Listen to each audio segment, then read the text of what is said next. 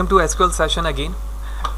किसी भी programming language के अंदर इफ़ या स्विच केस की बड़ी इंपॉर्टेंट है और इसके ज़रिए से आप डिसीजन ले रहे होते हो कि अगर वैल्यू क्या हो तो हमें किस तरफ मूव करना है, पकड़ना हमें किस तरफ जाना है। ये मूवमेंट हमारी किसी एक कंडीशन के बेस पे हो रही होती है। तो स्विच केस के अंदर हम इसीलिए केसेस लिखते हैं कि केस 1 के अंदर अगर वैल्यू ट्रू हो जाए तो ये चीज़ प्रिंट की जाए, 2 में ये हो जाए तो ये चीज़ एंड सो ऑन। तो उसी इफ़ लॉजिक कॉन्सेप्ट को एसक्यूएल के अंदर यूज़ करने के लिए हम केस स्टेटमेंट का इस्तेमाल करते हैं। तो सबसे पहले हम डेफिनेशन देखेंगे, उसके बाद उसकी वर्किंग करेंगे।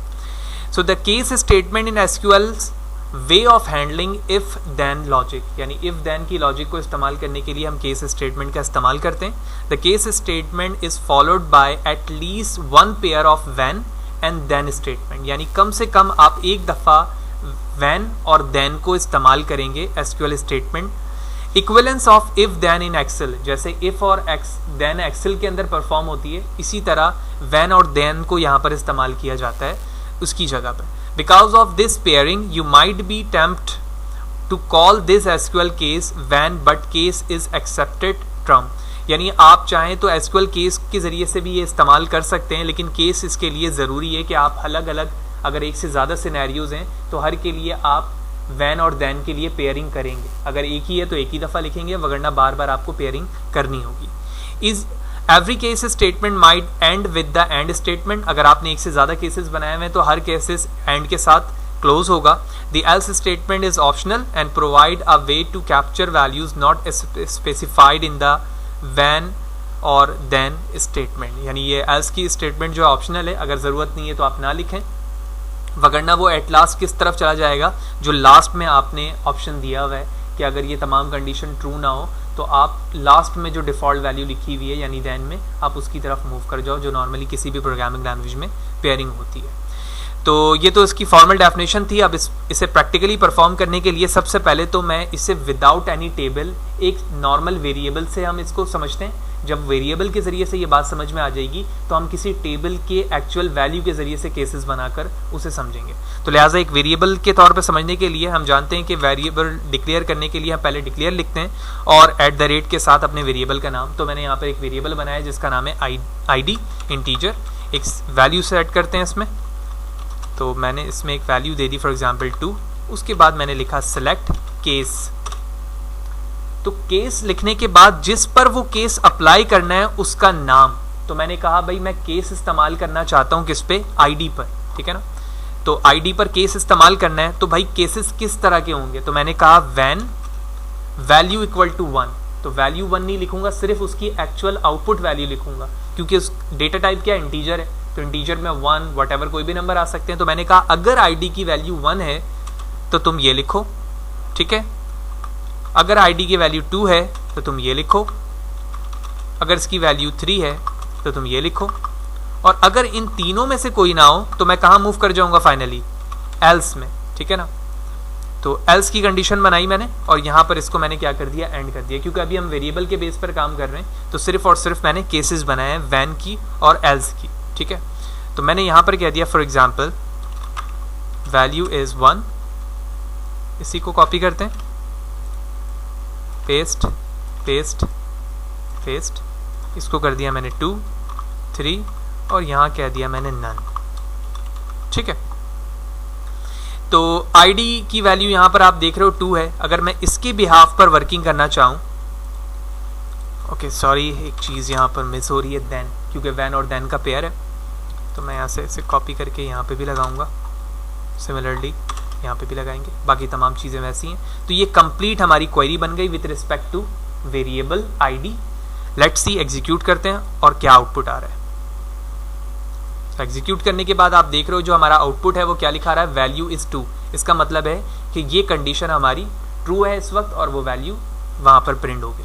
अगर मैं इसकी वैल्यू थोड़ी देर के लिए 5 करता हूँ और अपनी क्वेरी को दोबारा एग्जीक्यूट करता हूँ, तो आप देखोगे कि जो कंडीशन एल्स में मौजूद थी वो एग्जीक्यूट हो चुकी है और इसके बाद हमारा वो आउटपुट आ चुका है जो कि एल्स के अंदर लिखा गया था। तो ये केस की एक बेसिक डेफिनेशन के रिस्पेक्ट से एक क्वेरी थी जो कि हमने एक सिंपल वेरिएबल पर परफॉर्म किया। अब हम इसी केस को एक टेबल पर परफॉर्म करके देखते हैं ताकि हमें मज़ीद बात अच्छी तरीके से समझ में आए। लिहाजा हमारे पास एक टेबल थी जिसका नाम EMP था, ठीक है। EMP1 हमने बाद में बनाई थी, तो हम सिर्फ और सिर्फ EMP को यूज़ करते हैं। और आप इसमें सैलरी के कुछ रेंजेस देख रहे हैं ना, मल्टीपल सैलरीज। तो केसेस के रिस्पेक्ट से मैं एक पोजीशन फाइंड करना चाहता हूँ कि अगर किसी एम्प्लॉय की सैलरी इस रेंज से इस रेंज के दरमियान है तो ये चीज़ सजेस्ट करो, वगरना ये करो, और अगर इनके दरमियान ना हो तो तुम ये चीज़ कर दो। लिहाजा इस कॉन्सेप्ट के रिस्पेक्ट से जो हमारे केस बनेगा वो कैसे बनेगा वो हम देखते हैं। तो मैं कहता हूँ सेलेक्ट नेम, आप उनका नेम सेलेक्ट करो। किनका नेम सेलेक्ट करो? मैंने यहाँ पर कहा केस, थोड़ा जूम करते हैं हम इसे। तो केसेस क्या होंगे? मैंने कहा when salary is greater than equal to 2000, साथ ही साथ एंड ऑपरेटर लगाया मैंने और कहा कि salary less than equal to 10,000।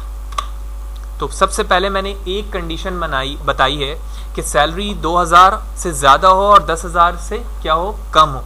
अगर ऐसा है तो तुम क्या करो, इसका नाम मेंशन कर दो यहाँ पर कि ये है मैनेजर, ठीक है ना। मैंने सिर्फ कॉन्सेप्ट के लिए यहाँ पर लिखा है कि ये मैनेजर है, कि ये वर्ड वहाँ पर प्रिंट हो जाएगा, ठीक है।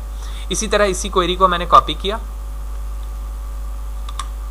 कॉपी करने के बाद हम नीचे आते हैं, इसी कंडीशन को दोबारा पेस्ट किया और दूसरी कंडीशन पे मैंने कह दिया कि सैलरी ग्रेटर देन हो 11,000 से और लेस देन हो 20,000 से, ठीक है। तो ये इसको हमने कर दिया कि ये सीनियर मैनेजर है, ठीक है। और दो कंडीशन बनाई है, आप चाहें तो मल्टीपल कंडीशन बना सकते हैं। और उसके बाद मैंने एल्स में बताया कि ये डायरेक्टर है। अगर इन दोनों कंडीशन में से कुछ भी नहीं है तो मैंने उसे एल्स के रिस्पेक्ट से डायरेक्टर बना दिया, ठीक है। ऑल्दो हमारे पास कोई स्पेसिफिक प्रॉब्लम नहीं है कि उसके मुताबिक हमारा आउटपुट आए। अभी तो हम सिर्फ इस कॉन्सेप्ट को समझ रहे हैं कि केस किस तरह से वर्क कर रहा होता है। अगर हमारे पास कोई प्रॉब्लम होता है तो प्रॉब्लम के मुताबिक ही हम उस कंडीशन को लिखेंगे जो कि सिंगल कोटेशन के अंदर लिखी जा रही हैं चीज़ें। लिहाजा इसके बाद हमें यहाँ पर एंड कीवर्ड लिखना है, तो मैंने एंड लिखा और उसके बाद मैं लिखूंगा एस,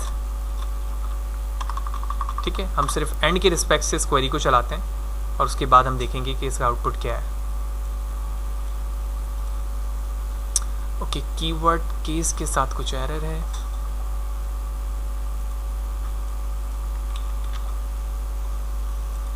ओके, पहले हम क्वेरी को एंड करते हैं।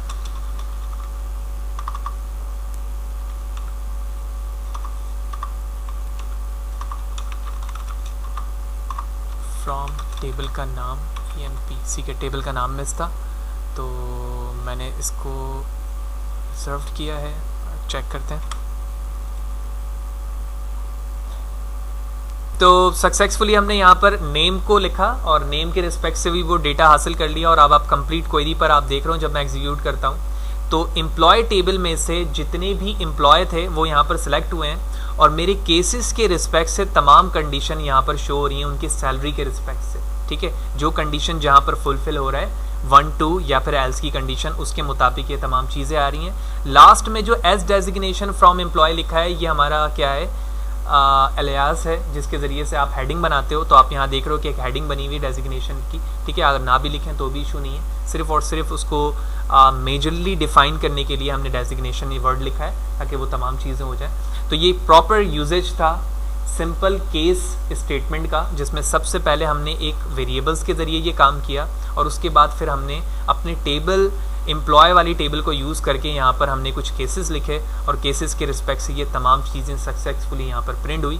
और अगर आप नेम फॉर एग्जांपल नहीं चाहते हो, फॉर एग्जांपल मैं यहाँ से नेम हटा देता हूँ और उसके बिहाफ पर जब मैं क्वेरी एग्जीक्यूट करूँगा तो आप देख रहे हो कि तमाम डेजिग्नेशन एम्प्लॉय टेबल से सैलरी के रिस्पेक्ट से यहाँ पर कन्वर्ट होकर आ चुकी हैं और उनके तमाम डेजिग्नेशन यानी जो कंडीशन यहाँ पर मैंने लिखा था उसके मुताबिक ये ओवरऑल प्रिंट हो चुकी हैं।